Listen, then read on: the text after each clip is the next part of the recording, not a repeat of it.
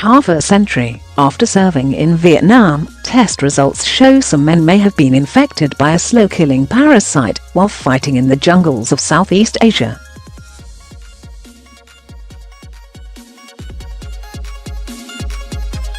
The Department of Veterans Affairs this spring commissioned a small pilot study to look into the link between liver flukes ingested through raw or undercooked fish and a rare bile duct cancer.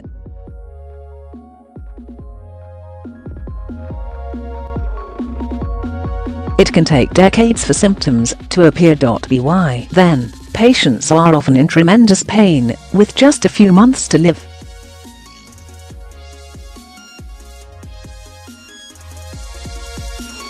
It was surprising, he said, stressing the preliminary results could include false positives and that the research is ongoing.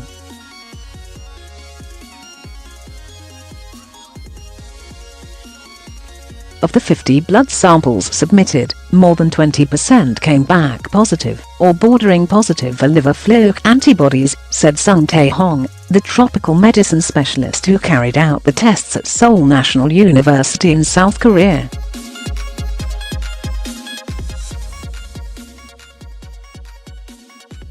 Northport VI Medical Center spokesman Christopher Goodman confirmed the New York facility collected the samples and sent them to the lab.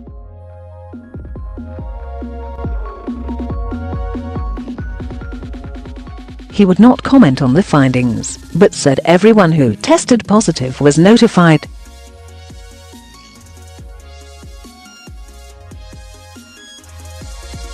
Jerry Wiggins, who served in Vietnam from 1968 to 1969, has already lost friends to the disease.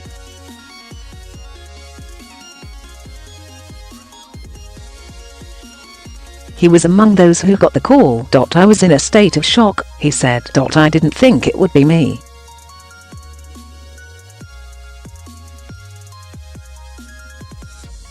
The 69-year-old, who lives in Port Jefferson Station, New York, didn't have any symptoms when he agreed to take part in the study, but hoped his participation could help save lives.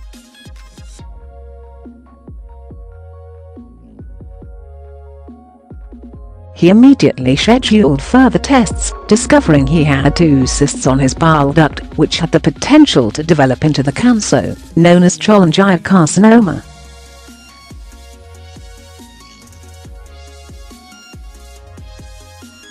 They have since been removed, and for now he's doing well. Though rarely found in Americans, the parasites infect an estimated 25 million people worldwide.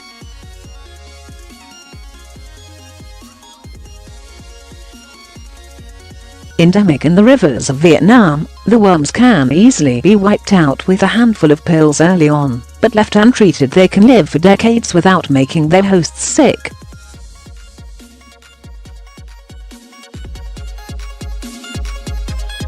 Over time, swelling and inflammation of the bile duct can lead to cancer. Jaundice, itchy skin, weight loss and other symptoms appear only when the disease is in its final stages.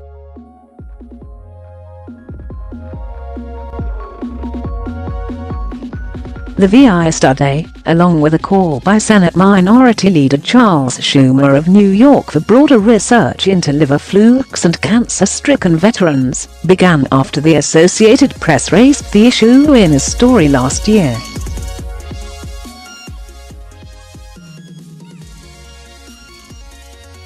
The reporting found that about 700 veterans with cholangiocarcinoma have been seen by the VI in the past 15 years.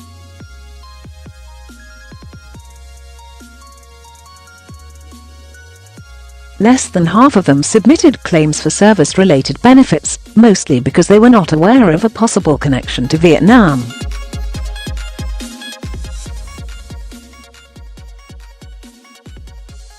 The VI rejected 80% of the requests, but decisions often appeared to be haphazard or contradictory, depending on what desks they landed on, the AP found.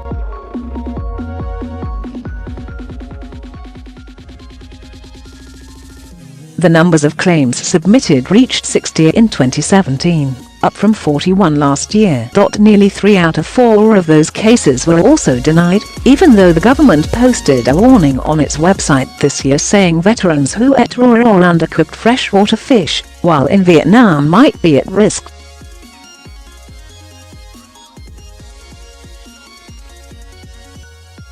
It stopped short of urging them to get ultrasounds or other tests, saying there was currently no evidence the vets had higher infection rates than the general population.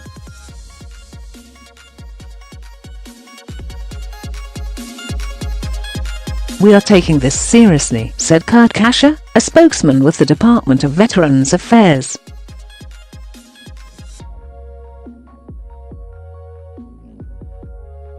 But until further research, a recommendation cannot be made either way. Veteran Mike Bauman, 65, who was featured in the previous AP article, said his claim was granted early this year after being denied 3 times.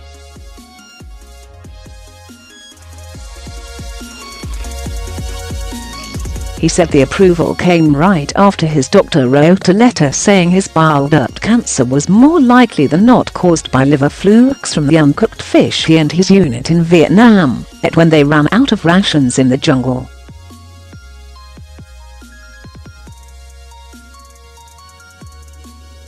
He now gets about $3,100 a month, and says he's relieved to know his wife will continue to receive benefits after he dies.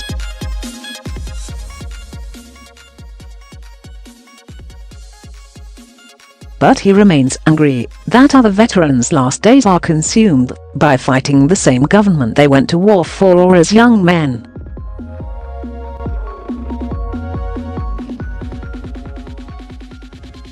In the best of all worlds, if you came down with cholangiocarcinoma, just like Agent Orange, you automatically were in, he said, referring to benefits granted to veterans exposed to the toxic defoliants sprayed in Vietnam.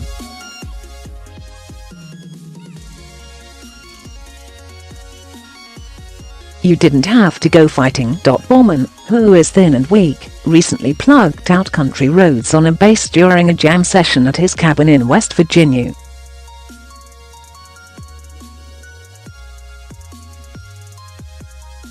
He wishes the VI would do more to raise awareness about liver flukes, and to encourage Vietnam veterans to get an ultrasound that can detect inflammation.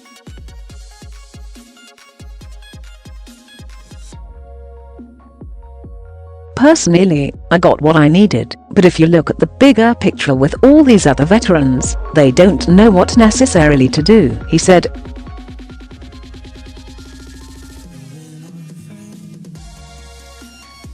"None of them have even heard of it before. A lot of them give me that blank stare like, 'You've got what?'